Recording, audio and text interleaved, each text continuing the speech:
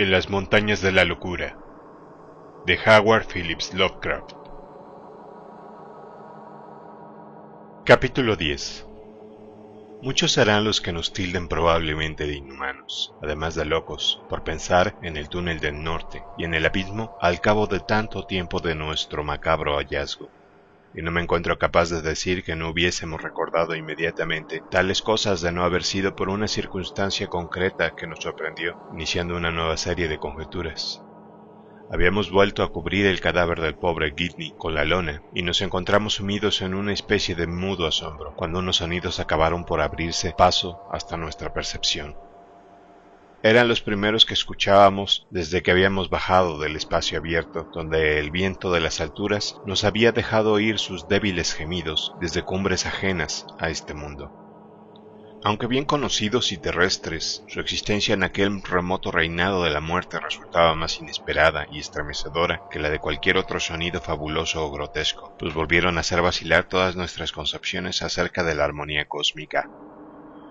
Si hubieran tenido alguna vaga semejanza con los fantásticos silbidos pertenecientes a una extensa escala musical que el informe de Lake acerca de sus disecciones nos había inducido a esperar, y que nuestra exacerbada imaginación había reconocido en todas las ráfagas de viento que habíamos escuchado después de descubrir los horrores del campamento, al menos habrían tenido una especie de infernal congruencia con respecto a la región que nos rodeaba, muerta durante muchos eones.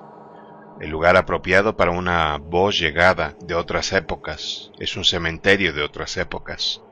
Pero el hecho fue que dicho sonido echó por tierra nuestras convicciones más arraigadas.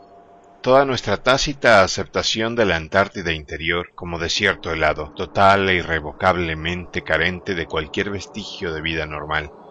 Lo que oímos no fue el fabuloso sonido de la expresión blasfema de una antigua tierra en cuyas duras entrañas ultraterrenas un sol polar rechazado durante incontables siglos había provocado una monstruosa respuesta. Lejos de ello fue algo tan burlonamente normal, tan inequívocamente habitual durante nuestros días de navegación por las aguas próximas a la tierra de Victoria y de campamento junto a la bahía de McMurdo, que nos estremecimos al pensar que pudiera darse allí, en donde no debían oírse tales cosas. En resumen, fue sencillamente el ronco graznido de un pingüino. El apagado sonido llegó flotando desde rincones subglaciales, claramente opuestos a la galería por la que habíamos llegado, desde una zona situada evidentemente en la dirección del otro túnel que conducía al inmenso abismo. La presencia de un ave acuática viva en aquellos parajes, en un mundo en cuya superficie la ausencia de vida era característica secular y uniforme, solo podía llevarnos a una conclusión. Por ello, nuestro primer pensamiento fue comprobar la realidad objetiva del sonido. Efectivamente, se repitió varias veces, y en ocasiones parecía proceder de más de una garganta.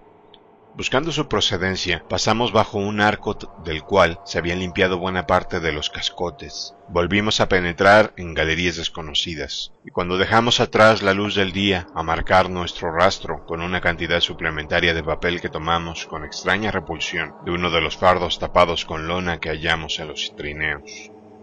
A medida que el piso helado fue siendo reemplazado por cascotes y brosa, percibimos con nitidez unas curiosas huellas dejadas por algo que hasta allí se había transportado a rastras.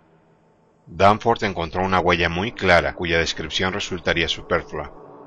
El camino que marcaban los graznidos del pingüino era el que el mapa y la brújula señalaban como el que conducía a la boca del túnel situado más al norte, y nos alegramos de encontrar un acceso sin puentes en el piso bajo que parecía estar expedito. El túnel, según el mapa, debía partir de la base de una gran construcción piramidal que recordamos vagamente haber visto desde lo alto y que se encontraba en sorprendente estado de conservación. A lo largo del camino, la única linterna encendida nos mostró la acostumbrada profusión de relieves, pero no nos detuvimos para examinar ninguno de ellos. De pronto, una forma blanca y voluminosa apareció ante nosotros y encendimos la segunda linterna. Es extraño cómo esta nueva búsqueda había borrado totalmente de nuestra memoria los anteriores temores a lo que pudiera acecharnos en la oscuridad. Era de suponer que los otros, tras dejar sus cosas en el gran espacio circular, habían proyectado volver después de su exploración del camino del abismo, o incluso del abismo en sí. Pero nosotros habíamos desechado toda precaución, tan completamente como si ellos jamás hubieran existido. Aquella cosa blanca de torpe andar de pato medía más de 6 pies, y sin embargo comprendimos al punto que no se trataba de uno de los otros, pues estos eran de mayor tamaño y oscuros, y según la descripción de los bajorrelieves, sus movimientos en tierra, a pesar de la rareza de sus miembros tentaculares nacidos del mar, eran veloces. Pero decir que aquella forma blanca no nos atemorizó profundamente sería vano. La verdad es que durante un instante nos atenazó un miedo primitivo, casi tan lacerante como nuestros razonados temores relacionados con los otros. Nuestra excitación decayó bruscamente cuando aquel bulto blanco pasó con su andar patoso bajo un arco lateral que quedaba a nuestra izquierda para reunirse con los dos congéneres que le habían llamado con sus voces roncas. Pues no era sino un pingüino, aunque gigante, de una especie desconocida mayor que la de los pingüinos conocidos, y monstruoso por la combinación de su albinismo con la casi total carencia de ojos. Cuando pasamos en pos del ave por debajo del arco, encendimos las 2 linternas y dejamos caer su luz sobre el grupo de los 3 indiferentes y distraídos pingüinos. Vimos que todos ellos eran albinos y carecían de ojos, y que los otros 2 eran de la misma especie desconocida y gigantesca del primero. Por su tamaño nos recordaron algunos de los pingüinos arcaicos de las tallas de los primordiales, y no tardamos en deducir que descendían de antepasados comunes, y que estos habían sobrevivido por haberse refugiado en algunas regiones más templadas, cuya perpetuidad oscura había destruido su pigmentación y atrofiado los ojos hasta transformarlos en inútiles rendijas. No había duda alguna de que habitaban ahora en el profundo abismo que estábamos buscando, y esta prueba de la perdurable templanza y habitabilidad del mar interior nos llenó la cabeza de fantasías en extremo curiosas y perturbadoras. También nos preguntamos qué había podido impulsar a estas 3 aves a aventurarse lejos de sus acostumbrados dominios.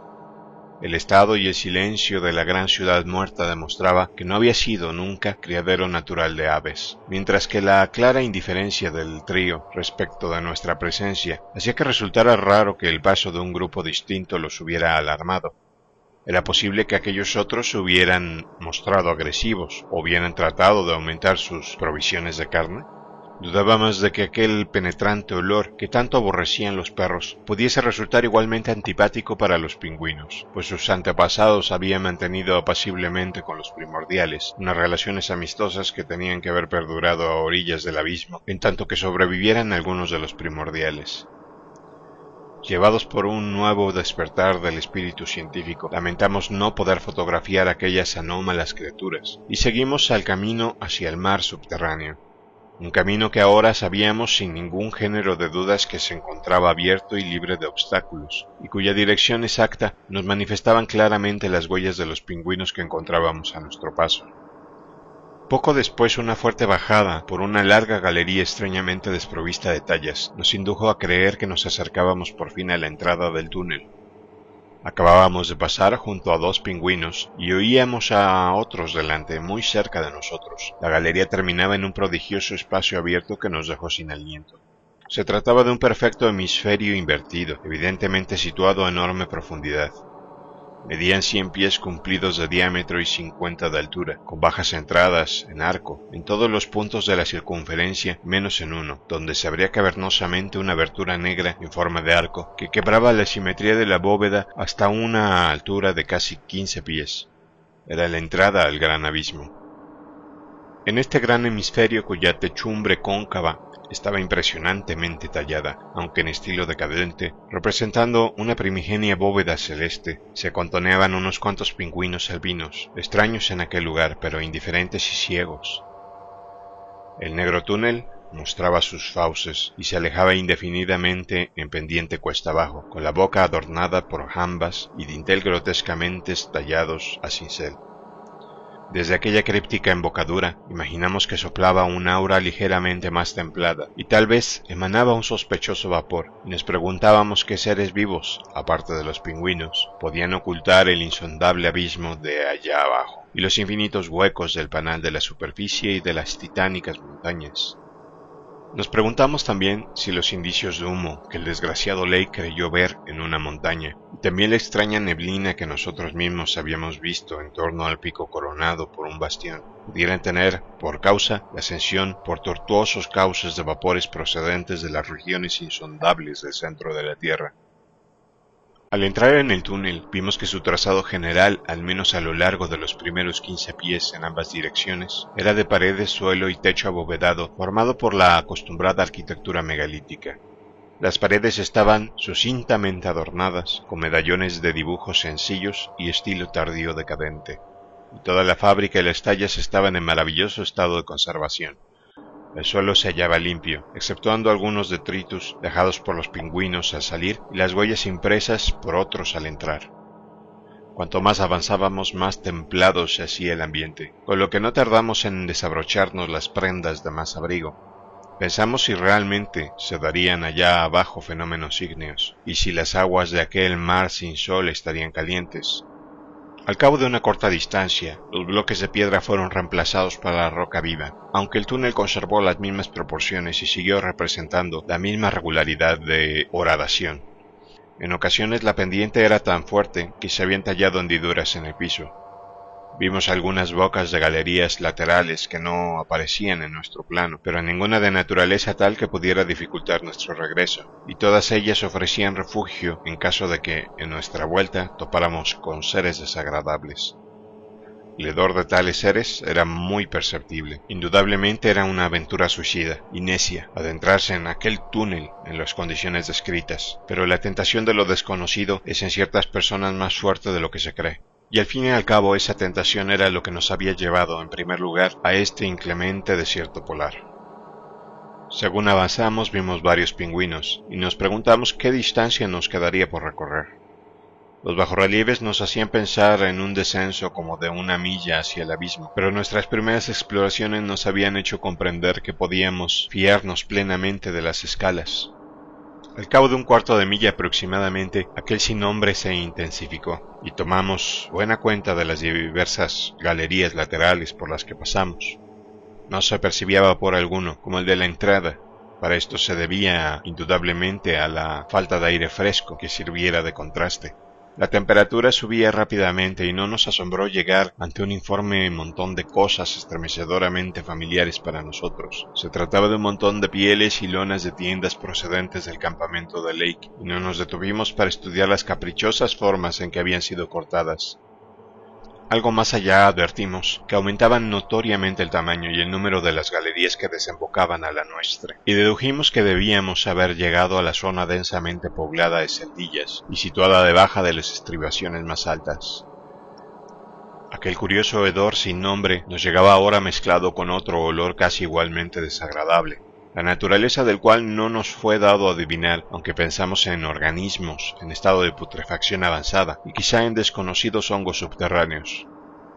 Luego se abrió ante nosotros un inesperado ensanchamiento del túnel para el cual no nos habían preparado los bajorrelieves. Se trataba de un ensanchamiento y una elevación del techo, con lo que el túnel se convirtió en una caverna elíptica de aspecto natural, de piso liso, de unos 75 pies de longitud por unos 50 de anchura, y con numerosos pasillos que en ella confluían y de ella se alejaban para perderse en la misteriosa oscuridad. Aunque la caverna parecía natural, una inspección realizada con ayuda de las 2 linternas nos descubrió que se había formado mediante la destrucción artificial de varios muros que separaban las estancias contiguas excavadas en la roca. Las paredes eran rugosas y el elevado techo abovedado mostraba gran número de estalactitas, pero el suelo de roca viva había sido allanado y estaba libre de cascotes, detritus e incluso polvo en grado sumamente anormal. Excepto por la amplia galería por la que habíamos ido, todos los grandes corredores que salían de ella se hallaban en igual estado, cuya singularidad era tal que nos tenía asombrados. El curioso y nuevo hedor que había venido a sumarse al olor sin nombre era allí muy penetrante, hasta el punto de anular al otro, sin dejar rastros de él. Había algo en aquel lugar, con su suelo alisado y casi reluciente, que nos sorprendió de forma más espantosa que cualquiera de las cosas monstruosas con que habíamos tropezado anteriormente.